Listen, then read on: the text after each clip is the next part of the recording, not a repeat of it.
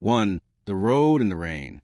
The shuttle broke down 50 kilometers from the nearest settlement. Daniel Corrin kicked the side of the smoking engine and cursed under his breath.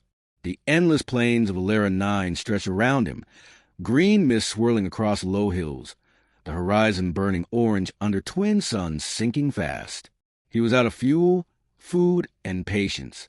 His map showed only one nearby habitation, New Solon, a colony registered over 30 years ago and then erased from official charts.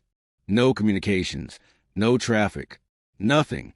But the storm rolling in behind him left no choice. He slung his pack over his shoulder and started walking to the town of voices.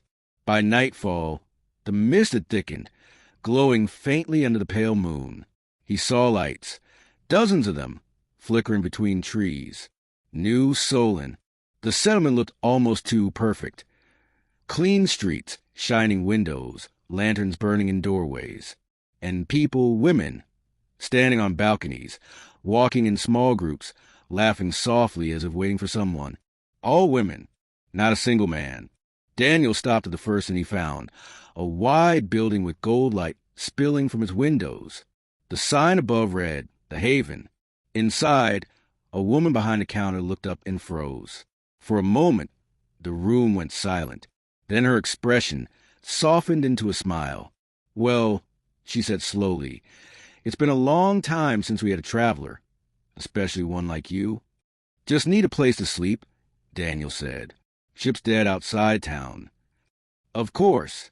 Her tone was warm, practiced. "You can stay as long as you like." 3. The perfect hosts. Her name was Lyra, and she led him to a room upstairs. It was immaculate. Fresh sheets, flowers in a vase, a view of the glowing forest. "Dinner will be ready soon," she said, lingering by the door. "You'll join us, won't you?" He nodded absently.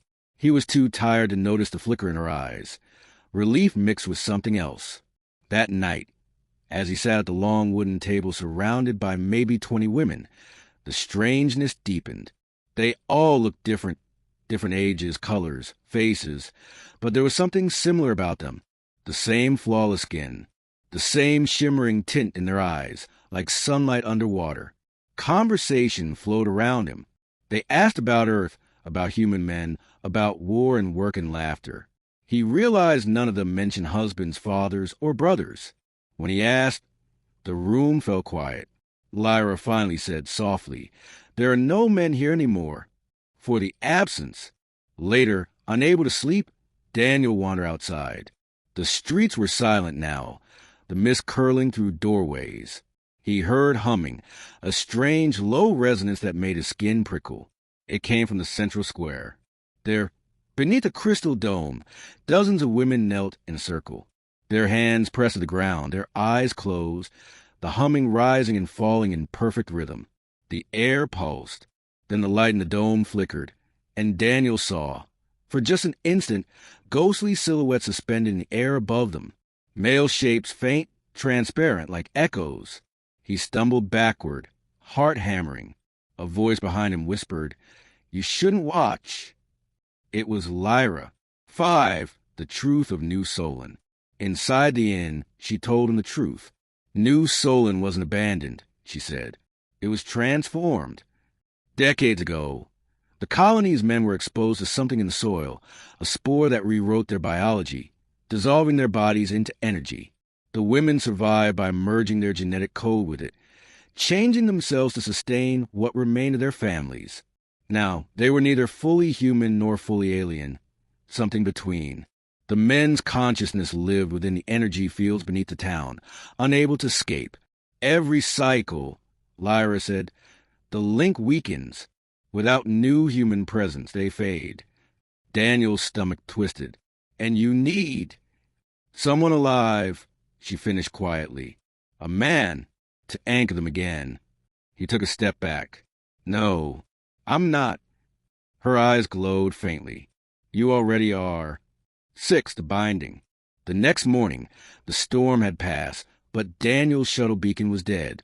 His gear wouldn't power on. Even his wrist comm was blank. He went to the edge of town. Every path out was shrouded in thick green mist, so dense it shimmered like glass when he touched it. "Lyra," he shouted, "what did you do?" She appeared at the edge of the square, her expression sorrowful. "We didn't trap you. The town did. It knows you're here now." He realized a humming was constant, under his feet, in the air in his chest, like the heartbeat of something vast. That night, he dreamed of light touching him, warm and endless, voices whispering his name. When he woke, he wasn't in his bed. He was floating in the dome. 7, the memory of men. Figures moved around him, the women chanting softly. Energy flowed from their hands, weaving through his body. He couldn't move. Through the haze, he saw them, men. Dozens, hundreds of them, ghost-like and glowing, staring at him with hollow eyes. One reached forward. "Help us," it said, voice breaking. Daniel screamed. The energy surged through him, filling every vein with white fire. The women's chant grew louder. The light blazed, and then silence. 8, the bargain. He woke again in the inn, weak but alive. Lyra sat beside him. "It's done," she said gently. "They live again through you. What did you do to me? You're the anchor now, the balance between their energy and our form. Without you, we would fade.